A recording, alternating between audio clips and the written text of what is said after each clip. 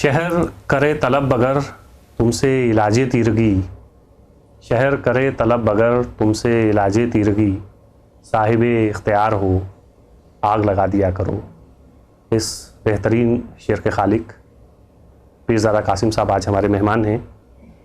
پاکستان سے ہندوستان تشریف لائے ہوئے ہیں۔ ہماری یہ کوشش رہتی ہے کہ پاکستان سے جو بھی مہمان ہندوستان تشریف لائیں ہم ان سے آپ کی ملاقات کروائیں۔ آج ہمارے مہمان ہیں پیرزادہ قاسم۔ بہت بہت شکریہ سر، آپ نے ہمیں وقت دیا ہے۔ جناب آپ کا بھی بہت شکریہ، اور ظاہر ہے کہ آپ کے توسط سے اتنی بڑی تعداد میں لوگوں سے بات ہوتی ہے اور لوگوں تک پہنچا جا سکتا ہے، تو یہ جو آپ خدمت کر رہے ہیں اردو زبان کی، ادب کی، شاعری کی، یہ بے مثال ہے۔ بہت بہت شکریہ سر۔ اور بہتر جی، آپ جیسے حضرات جب ان کلمات سے ہمیں نوازتے ہیں تو ہمیں بھی لگتا ہے کہ نہیں، ہم نے کچھ کیا ہے اور ایک طاقت ملتی ہے مزید کہ کچھ بہتر کریں۔ پیرزادہ صاحب جی، آپ ایک سائنٹسٹ ہیں۔ ہندوستان میں آپ کی پیدائش ہوئی، پاکستان میں آپ کی تعلیم ہوئی، پھر پاکستان سے باہر چلے گئے اور سائنس میں آپ نے تعلیم حاصل کی۔ بے شمار سائنس پہ آپ کی کتابیں بھی ہیں۔ کیسا لگتا ہے جب یہ کہتے ہیں لوگ کہ یہ وہ پیرزادہ قاسم ہیں شاعر؟ جی، سچی بات تو یہ ہے کہ جو میرا جانا پہچانا جانا ہے عالمگیر سطح پہ بھی اور پاکستان میں بھی، اس میں ایک بڑا حوالہ شاعری کا ہے۔ تو شاعری کی وجہ سے بہت زیادہ لوگ مجھے جاننے لگے اور ان سے ربط و ضبط ہوا اور وہ ساری چیزیں ہیں۔ اب رہا یہ کہ سائنس اور وہ ایک الگ ذمہ داریوں میں سے ہے اور اس کے اپنے مطالبات ہیں۔ تو میرے لیے ذرا سی دشواری یہ رہی کہ مجھے اس کی پاسداری بھی کرنی تھی اور اس کی پاسداری بھی کرنی تھی۔ تو شاعری کیونکہ میری پہلی محبت ہے اس لیے میں نے اسے وقت دیا، مگر میں اتنا وقت نہیں دے پایا جیسے کہ اس کا حق تھا۔ تو وہ کہیں میں نے کہا بھی ہے کہ میں ویسے آپ دیکھیں گے تو میں بٹا ہوا آدمی ہوں، یعنی اعلیٰ تعلیم کے شعبے، انتظامیہ، سائنس، یہ ساری چیزیں، پھر شاعری اور دوسرے معاملات، مگر یہ بٹا ہوا ہونا الگ بات ہے۔ میں بکھرا ہوا آدمی نہیں ہوں، سو بڑھ جانا کوئی مسئلہ نہیں ہے۔ اور پھر سائنس جو ہے وہ ایک نیا نقطۂ نظر زندگی کو، پورے معاملات کو دیکھنے اور سمجھنے کا، وچار کو سمجھنے کا ایک موقع آپ کو فراہم کرتی ہے۔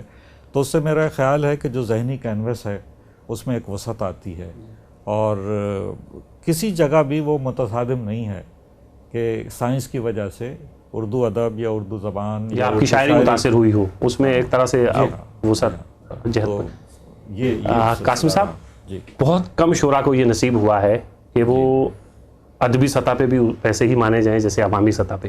اب آپ کے سامنے ہزاروں ایسے شعراء ہوں گے جو مشاعرے میں آتے ہیں تو ایک ہنگامہ برپا ہوتا ہے، لیکن وہی شاعری جب ہم کاغذ پہ پڑھتے ہیں تو بہت بے جان سی لگتی ہے۔ اب بہت کم شاعر ایسے ہیں جو عالمی سطح پہ، ادبی سطح پہ بھی اپنا ویسے ہی مقام بنا پائے ہیں جیسے مشاعرے میں ہیں۔ جی، آپ ان میں سے ایک ہیں کہ مشاعرے میں بھی آپ کو ویسی پذیرائی ملتی ہے اور آپ کی کتابیں بھی ماشاءاللہ ویسی ہی پڑھی جاتی ہیں اور رسائل میں بھی آپ ویسے ہی چھپتے ہیں۔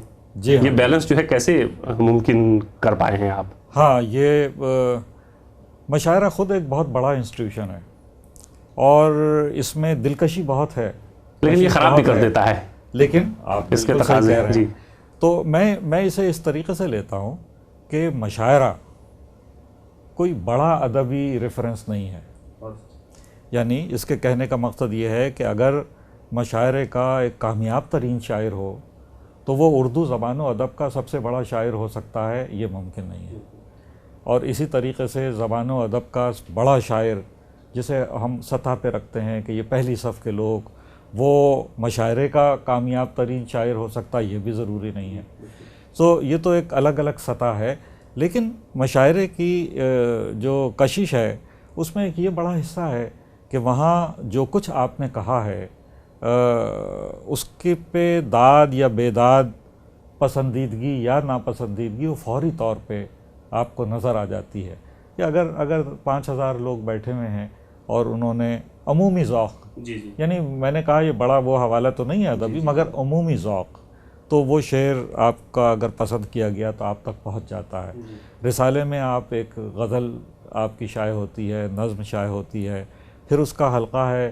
رسالہ جو پڑھنے والے ہیں ان میں سے کچھ لوگ آپ کو بتاتے ہیں, وہ اب مدیر کو جو خط لکھتے ہیں اس میں تذکرہ ہوتا ہے کہ فلاں کی غزل بہت اچھی تھی, تو وہ تو 4 5 6 7 10 لوگوں نے لکھا.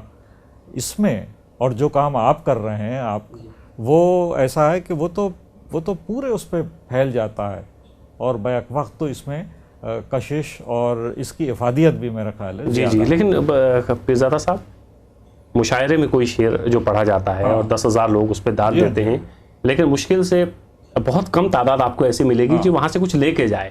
ہاں, وہ ایک انٹرٹینمنٹ کا بھی ایک ذریعہ ہے, ذوق اور انٹرٹینمنٹ ہے. لیکن پاکستان میں مشاعرہ بہت زیادہ انٹرٹینمنٹ میں بھی نہیں ہے, تبدیل نہیں ہوا ہے. اور جو خاص طور سے ادبی نشستیں ہیں, نشستوں کا مطلب یہ ہے کہ 100 لوگ موجود ہوں گے, اس میں جو شاعری اور پیش کی جاتی ہے اور جو شعر پڑھے جاتے ہیں, اس کے لیے لازمی یہ ہے کہ وہ اس میں کچھ ہو. یعنی ایک دیکھیے, میں ایک دوسری بات عرض کر رہا ہوں. مثال کے طور پہ ہمارے پاس کتابیں, شاعری, یہ ساری چیزیں آتی ہیں, ہم اسے کھول کے دیکھتے ہیں, ہم یہ کہتے ہیں کہ اس میں مضمون تو ہے, ایک خیال ہے, ایک پیش کیا گیا ہے. اچھا, اب جو 2 مصرے لکھے ہیں اس میں الفاظ کی نشست و برخاست بھی اچھی ہے, درست اور مناسب معلوم ہوتی ہے, اور ترتیب بھی اچھی ہے, اور شعر بھی اچھا بن گیا ہے. اور آپ گہرائی میں دیکھنے کی کوشش کریں تو اس میں لگتا ہے اس میں کچھ کم ہے, کہیں محسوس ہوتا ہے نا آدمی میں کچھ کمی ہے. تو وہ کمی کس چیز کی ہے؟ وہ ہے شاعری کی, پوئٹری. اس میں سب کچھ ہے, اس میں پوئٹری نہیں ہے. تو ہمیں تو دیکھنا ہی چاہیے کہ کیا شاعری بن رہی ہے, کیا شاعری ہو رہی ہے. اس کے علاوہ موضوعات ہیں, اس کی ایک سوچ ہے, پھر اس کا طرز احساس ہے, آپ نے کیسے احساس کیا, کیسے آپ نے, اور پھر طرز اظہار ہے. وہ ساری چیزیں اگر کرتی ہیں تو اس کی معنویت ہے. تو وہ معنویت کے حساب سے جو اچھی شاعری ہے, جو کسی کی اگر بہت اچھی غزل ہے, بڑی, جسے آپ کہتے ہیں نا کہ ذہن کو جگانے والی, وہ مشاعرے کے پڑھنے کے لیے وہ نہیں نکالے گا, اس لیے کہ مشاعرے میں تو وہ چیزیں چلیں گی کہ جو سامنے کی. جی بالکل. لیکن شاعری, قاسم صاحب, شاعری جو جہاں پہ کھڑی ہے اس وقت, یا ہمارا ادب, اور یہ صرف اردو زبان و ادب کی بات نہیں ہے, پورا ادب جو ہے, لٹریچر ہماری زندگی میں اس وقت جو بہت مصروف ترین زندگی ہے, اور جس میں ٹیکنالوجی کا اتنا عمل دخل ہے کہ وہ ہر وقت آپ کو اپنے جکڑے ہوئے ہے ایک طرح سے, تو کچھ شاعری کا یا ادب کا کوئی ریلیونس ہے معاشرے میں, سوسائٹی میں؟ نہیں ہے تو, لیکن مسئلہ یہ ہوا ہے, اور یہ تشویش کی بات بھی ہے. مسئلہ یہ ہوا ہے کہ زندگی میں جو معاملات ہیں اس کی قدر و قیمت معاشرہ متعین کرتا ہے. اگر معاشرے میں کوئی چیز ہے اور اس کا رواج پا جائے گی تو وہ چلے گی آگے, اور کیسی چیز ہے اگر معاشرہ اس میں رواج نہ دے سکا تو وہ نہیں چلے گی. ہم نے پچھلے کچھ عرصے میں یہ دیکھا کہ ایک پروفیشنلزم کی, ایک پیشہ ورانہ زندگی کی ایک دوڑ چل رہی ہے, جس میں صرف اور صرف پیشہ اور اس کے معاملات سامنے ہیں.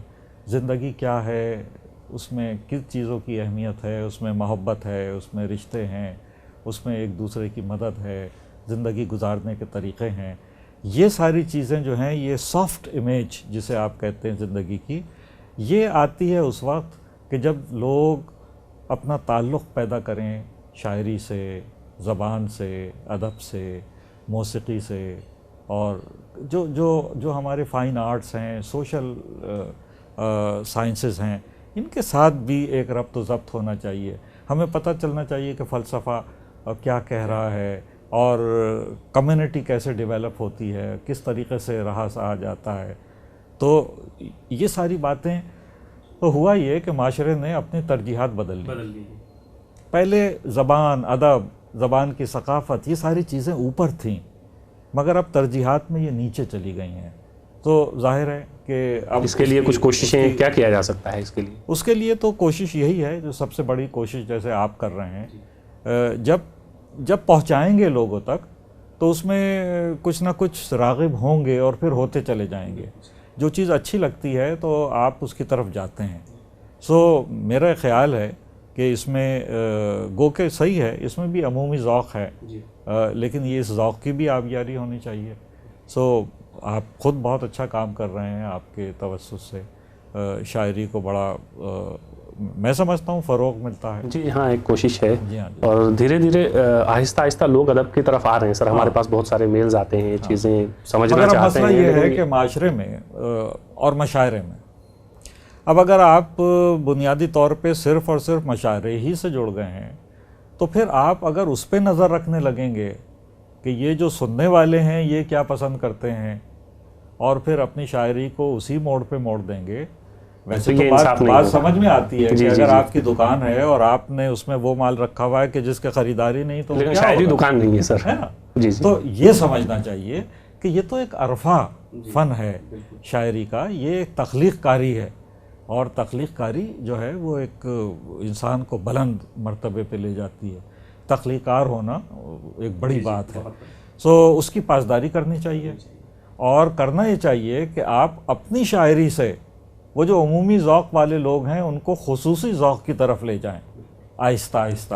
ہم یہ کرتے ہیں کہ ہم خود بدل جاتے ہیں. خود بدل جاتے ہیں. یہ چیز اچھی نہیں ہے. جی پیرزادہ صاحب، آپ کی پیدائش ہندوستان کی ہے اور وہ بھی دلی شہر کی. جی میں آپ جب یہاں تشریف لاتے ہیں اور اکثر آپ کا آنا رہتا ہے، جی تو اب چونکہ یہ دو ملک ہو گئے ہیں بدقسمتی سے، اور کچھ تعلقات بھی پڑوسیوں جیسے جس طرح کے ہونے چاہیے ویسے نہیں ہیں، تو ادیب ایک ادیب ہندوستان کے ہوں یا پاکستان کے رائٹرز ان تعلقات کو بہتر بنانے کے لیے کیا لائے عمل اختیار کر سکتے ہیں، یا ان کو کرنا چاہیے، یا وہ کر رہے ہیں؟ میرا یہ خیال ہے کہ جو سچے لکھاڑی ہیں، ایک تو وہ ہیں جو وقت کی پیداوار ہیں، وہ اس پہ نظر رکھتے ہیں وقت پہ کہ وہ کیا چاہ رہا ہے، پھر وہ ویسے ہی لکھنے لگتے ہیں. لیکن جو اچھے اور سچے تخلیق کار ہیں تو ان کا جو بنیادی نظریہ ہے، جو فکر ہے، اور میں تو یہ دیکھتا ہوں کہ یہ عالمگیر سطح پہ بھی ہے، یعنی یہ ہندوستان پاکستان سے نہیں، عالمگیر سطح پہ شاعری جو ہے، شاعری جڑی ہوئی ہے، اور اس کا جو بلند مقصد ہے وہ ہے ہیومنزم. اور میں یہ اکثر کہتا ہوں کہ جتنے بھی ازمز ہیں ہمارے اس میں کہ فلاں ازم اور فلاں ازم، اس میں اگر کوئی قابل توجہ اور کوئی بڑا حوالہ ہے تو وہ ہیومنزم کا ہے. اس سے اگر سب جڑ جاتے ہیں، مثال کے طور پہ ہمارے اختلافات ہیں، اختلافات چلے جا رہے ہیں، آپ اختلاف کی وجہ آپ کی کچھ اور ہوگی، دوسرے کی کچھ اور ہوگی، تو اس میں کہیں مفاہمت ہو سکتی ہے کہیں نہیں. لیکن آپ کہیں کہ اچھا بھائی ٹھیک ہے، یہ اختلافات اپنی جگہ لائیے، اسے ہیومنزم کے حوالے سے دیکھیں، انسانیت کیا کہتی ہے، اس حوالے سے سب جائیں گے آپ تو ساری چیزیں بہتر ریزالو ہونی شروع ہو جائیں گی. اس کے یعنی آپ حتمی نتائج کچھ بہتر لگیں گے. تو شاعری کا بنیادی وظیفہ یہی ہے، اور یہ ہونا چاہیے کہ جو انسان اور انسان کی فضیلت ہے اس کی طرف دیکھا جائے. پھر اس میں مسائل آ جاتے ہیں کہ ہمارے مسائل کیا ہیں، زندگی کیسے گزر رہی ہے، اسے کیا ہونا چاہیے تھا. تو اگر یہ سارے موضوعات شعر میں اور شاعری کے موضوعات بن جاتے ہیں تو میرا خیال ہے اچھی شاعری ہے. اور میں یہ دیکھ رہا ہوں کہ پاکستان میں خصوصاً اور ہندوستان میں بھی جو نوجوان نسل ہے وہ وقت پہ نظر رکھے ہوئے ہے، اور یہ بڑا اہم معاملہ ہے. اگر آپ اپنے وقت سے نہیں جڑے تو، کیونکہ شاعری زندگی کی تصویر ہی نہیں بلکہ تفسیر بھی ہے. تو تصویر دکھانا تو الگ بات ہے، آپ کو تو تفسیر بھی کرنی ہے. تو زندگی کی تفسیر کے لیے اس سے جڑنا، لمحے موجود میں موجود ہونا ضروری ہے. اور آپ کی نظر میں یہ بھی ہو کہ پچھلے زمانے کیا تھے، آپ کی نظر میں یہ بھی ہو کہ آنے والے زمانے کس طرف کا رخ کر رہے ہیں. تو وہ جو شاعری اور وہ سوچ ہوتی ہے جو میں نے دیکھا نوجوانوں میں ہمارے ہاں بہت اچھے حوالوں کے ساتھ یہ ساری چیزیں ریکارڈ پہ آ رہی ہیں. جی پیرزادہ صاحب، خواہش تو ہماری یہ ہے کہ بہت زیادہ باتیں ہوں آپ سے، لیکن چونکہ آپ کے پاس وقت کی تنگی ہے اور آپ کو جانا بھی ہے. جی ہاں. تو اب انشاءاللہ جب آپ ہندوستان تشریف لائیں گے تو ہماری خواہش ہوگی کہ آپ ریختہ بھی تشریف لائیں اور آپ سے بہت ساری باتیں ہوں. آپ کا بہت بہت شکریہ سر.